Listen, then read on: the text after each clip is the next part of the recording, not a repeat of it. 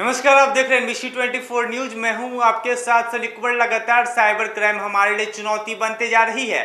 आपको बता दें, चाहे बच्चे हो, बूढ़े हो या फिर कोई भी हो, हर कोई साइबर क्राइम से फंस रहा है, साइबर क्राइम के चंगुल में आता जा रहा है।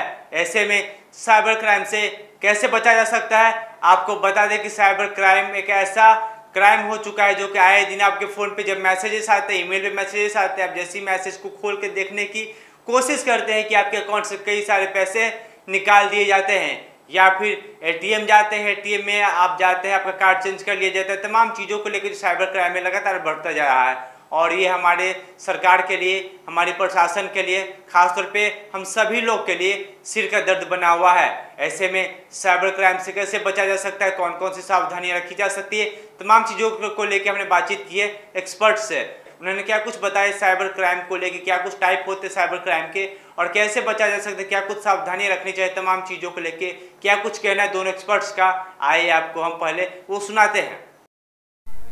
सर, साइबर क्राइम का मामला लगातार बढ़ता जा रहा है। सर, आपसे मैं जानना चाहेंगे कि साइबर क्राइम के कौन कौन से टाइप हो सकते हैं और उनसे बचा कैसे जा सकता है। आप सभी दर्शकों को पहले तो नमस्कार। मैं प्रोफेसर रोहित कुमार हूँ। मैं IIM पटना का प्रोफेसर हूँ, फाइनेंस डिपार्टमेंट और IT डिपार्टमेंट का।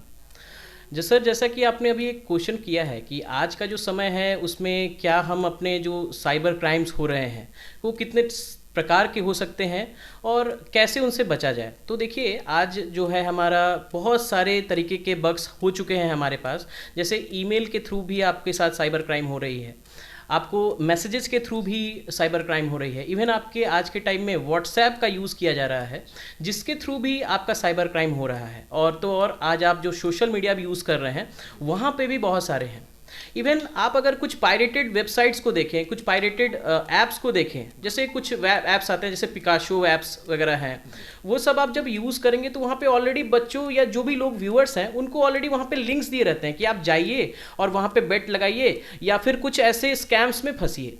ठीक है, तो आज जो हमारी फिशिंग हो रही है वो हर तरीके से हो रही है और ख़ासकर जो आज के हमारे युवा हैं, बिकॉज मैं एजुकेशन इंडस्ट्री से बिलोंग कर रहा हूँ, तो मैं ये चीज़ें देख रहा हूँ कि जो हमारे बच्चे हैं उनको आज स्मार्टफोन बहुत ईजिली अवेलेबल हैं, इंटरनेट कनेक्शंस बहुत आसानी से मिल रहे हैं। तो ये जो फिशिंग करने वाले लोग हैं, जो क्राइम करने वाले लोग हैं, उनके लिए ये सबसे बढ़िया जरिया बन चुका है।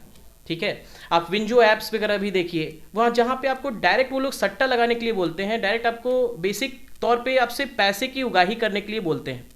तो हमारा ये मानना है कि देखिए, हमारा देश, हमारा संस्थान, हर जगह हम लोग डेवलप तो हो रहे हैं, लेकिन इसका मतलब ये नहीं कि हम अपने बुद्धि को खो दें, हम अपने समझदारी को खो दें।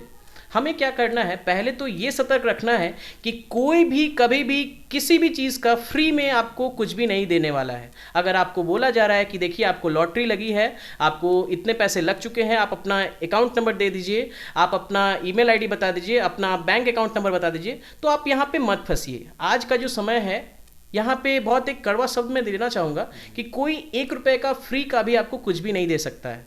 तो ऑब्वियसली जब आपको फ्री का कुछ देना ही नहीं है तो फिर कैसे आपकी लॉटरी लग गई। तो आपको समझदार बनना पड़ेगा, ऐसी फिशिंग से बचने पड़ेंगे। और ख़ासकर मैं युवा वर्ग के लोगों को भी ये समझाना चाहता हूँ कि आप जब इतने सारी चीज़ों को देख रहे हैं, हैंडल कर रहे हैं, तो अपना ब्रेन का यूज़ कीजिए। कभी भी किसी भी छोटे से या बड़े से लुभावने चीज़ों में मत फंसिए।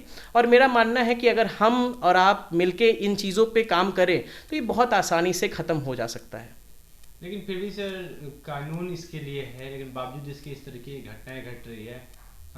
पटना हाईकोर्ट ने भी इस चीज़ को लेकर फटकार लगाई है और कहा है कि इस चीज़ पर रोक लगाई जाए, और कहा जो गेम की बात आपने की, गेम को लेकर भी हाईकोर्ट ने बात कही है कल। देखिए, पहली बात तो है कि हाईकोर्ट ने हमारे रूल्स बनाए हैं, लेकिन रूल्स तब आएंगे जब वो साइबर क्राइम जब हमारे साथ हो और वो उजागर हो जाए। बहुत सारे केसेस में हमारे साथ क्या होते हैं ना कि हम उजागर ही नहीं करना चाहते हैं। अगर मान लीजिए एग्जाम्पल के तौर पे, अगर मैं गेम खेल रहा हूँ और मेरी 1000 रुपये की लॉस हो चुकी है, तो मैं सोचता हूँ ना कि चलो 1000 की लॉस हो गई है, मैं चुपचाप से छोड़ देता हूँ और नहीं आगे ले जाऊँगा। लेकिन इसी कारण से जो बाकी लोग हैं उनके मन बढ़ जाते हैं, जो ये जो उगाही करने वाले लोग हैं उनकी मन बढ़ जा रही है और वो क्या कर रहे हैं कि नहीं चलो इसको छोटे स्तर पे लेके चले। और आप देख रहे हैं आज अगर 500 रुपया 1000 रुपया भी अगर कोई लॉस कर रहा है तो वो उनके लिए वो एक अकाउंट बनते बनते बहुत ज़्यादा बन जा रहा है। तो हम चाहते हैं कि ऑब्वियसली हमारी गवर्नमेंट से भी हम ये चाहते हैं और दलील ये हम रिक्वेस्ट भी करना चाहते हैं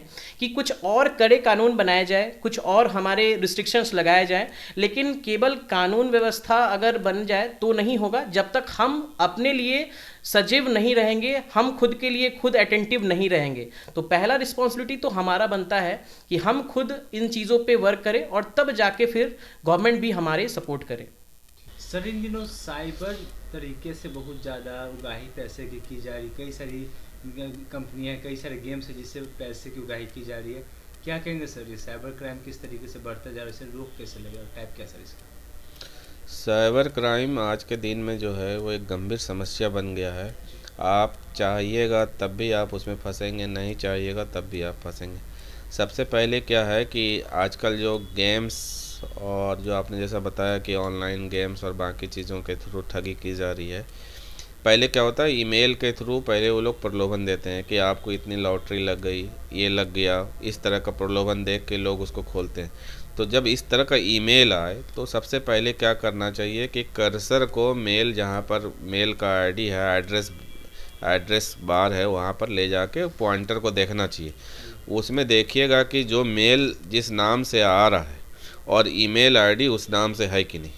अगर सबसे पहला चेक करने का तरीका, अगर आप जैसे ही डिफरेंस देखिएगा कि ईमेल का जो नाम जो डिस्प्ले कर रहा है और ईमेल का जो आईडी है वो अगर अलग अलग है तो समझ जाइए कि ये फ्रॉड वाला, तो उसको खोलना ही नहीं।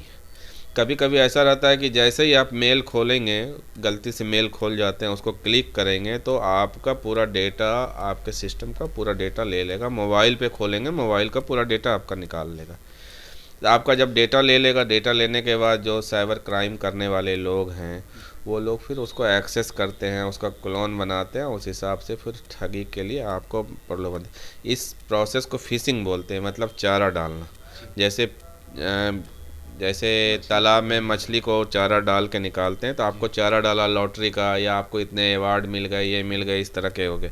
जहाँ तक गेम की बात है, गेम में बच्चे ज़्यादातर गेम में इन्वॉल्व होते हैं, तो बच्चों को तो इतनी जानकारी होती नहीं। और कुछ गेम्स है जो क्लास मतलब उम्र 3 से 6 साल से लेके ऊपर है, कुछ 10 साल से ऊपर है। लेकिन 6 साल वाले भी बच्चे आज के दिन में इतना कंप्यूटर और आईटी का जानकार हो गया है, मोबाइल का जानकार हो गया, कोई 10 साल वाला गेम खेलना शुरू कर देता है। तो उसी बीच में कुछ ऐसा आ जाता है जहाँ पर वो दबाता है। अगर आपका क्रेडिट कार्ड लिंक है आपके मोबाइल से, या यूपीआई या पेटीएम या जिस तरह के ये प्रोसेस है ऑनलाइन पेमेंट का, तो वह बहुत ही ख़तरनाक है। बच्चों को वही मोबाइल दीजिए जिस पर इस तरह का आपका लिंक नहीं है, तो वो पता ही नहीं चलता बच्चों को कि ये वाला दबाने से कुछ इस तरह का टाइटल लिखा रहेगा कि शायद इसको दबाने से स्कोर बढ़ जाता है। तो स्कोर बढ़ने के गलतफहमी में बच्चा क्या को दबाया, तो आपका अगर लिंक है कोई भी अकाउंट उसके साथ, तो आपका पैसा निकल जाएगा। तो गेम से तो इस तरह से बचना चाहिए। और बच्चों का जो गेम खेलते हैं उसके पेरेंट्स को चाहिए कि बीच बीच में वो कौन सा बच्चा गेम खेल रहा है उसको देखें और ख़ुद थोड़ा सा उसको एक्सरसाइज करें कि ये गेम सही है कि नहीं है। बच्चों को अवेयरनेस के तहत उसको बताना चाहिए कि ये गेम नहीं खेलो बेटा, ये गेम खेलो। और बहुत सारे बच्चे जो हैं बहुत ही होशियार होते हैं। जैसे मेरा ही बेटा अभी क्लास 4 में अभी गया है, तो वो क्या है कि काफ़ी दिनों से कंप्यूटर और लैपटॉप और मोबाइल को एक्सेस कर रहा है। पिछले अभी 9 साल का होने वाला, तो 5 साल से वो कर रहा है, 4 साल से। तो वो उसको जानकारी है, जैसे ही वो पेमेंट का ऑप्शन आता है तो या तो वो बैक कर जाता है गेम में, क्योंकि हमने मोबाइल पे अपना कोई लिंक ही नहीं रखा। इसको पता है अगर मान लीजिए अगर गलती से भी कर रहा है तो जहाँ पर पिन डालने की बारी आती है तो पिन तो इसको पता नहीं होता। तो बच्चों को कभी भी पिन के बारे में जानकारी नहीं देनी चाहिए। तो नहीं देंगे जानकारी तो वो पिन देगा नहीं।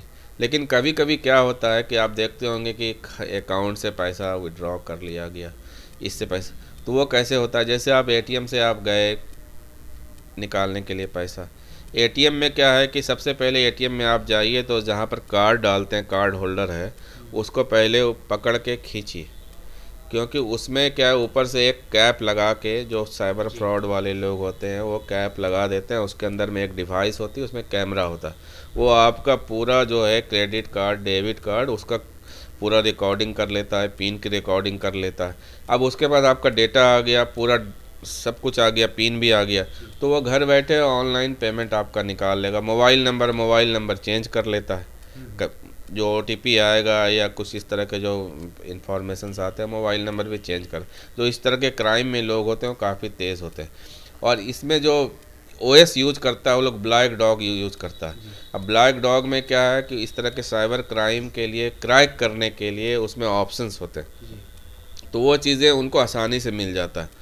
हम लोग समझते हैं हम लोग ये उन लोग का टारगेट ग्रुप क्या है। सबसे पहला टारगेट ग्रुप है रिटायर्ड पर्सन्स, जो साइबर क्राइम और जो साइबर सिक्योरिटी के में जो जहाँ पर छेद किया जा रहा है, जहाँ पे वो लोग ये करके पैसे लूट रहे हैं या पैसे ठग रहे हैं, तो उन लोग का ऐसे ग्रुप हैं जिनको जानकारी नहीं है। अगर मान लीजिए 65 साल 70 साल के लोग, वो लोग तो खुद से अपने आप को चला रहे हैं, अपने शरीर को चला रहे हैं, यही उनके लिए काफ़ी है। अब उनसे अब वो पूछेगा कि नहीं आपका गोवा का ट्रिप लगा है अंकल, तो आप नेचुरली कहिएगा ठीक है हम जाएंगे, गोवा जाएंगे। किसको घूमने का मन नहीं करता। अगर वो लोग अपने जिस समय ठीक ठाक शरीर रहा था, घूमने की इच्छा रखते होंगे, तो उनको बोला गया गोवा जाना, तो आपके मोबाइल पे एक आएगा कोड नहीं बोलते वो लोग, कुछ और भी बोल देते हैं। तो वो हाँ ठीक है वो बता। आप लोग टीवी पे अवेयरनेस प्रोग्राम काफ़ी चलता रहता है, उसको देखते होंगे। तो वो चीज़ें कभी कभी अगर उनके घर में कोई यंगस्टर है तो तुरंत पूछते हैं क्या आप बता रहे हैं पापा या अंकल जो भी हैं उनके, तो तुरंत रोकते हैं, क्योंकि पता है कि वो दूसरे नाम से इस तरह के फ्रॉड को अंजाम देना चाहता है। तो जो भी बड़े बुजुर्ग हैं उनको ऑनलाइन पेमेंट की तरफ नहीं जाना चाहिए।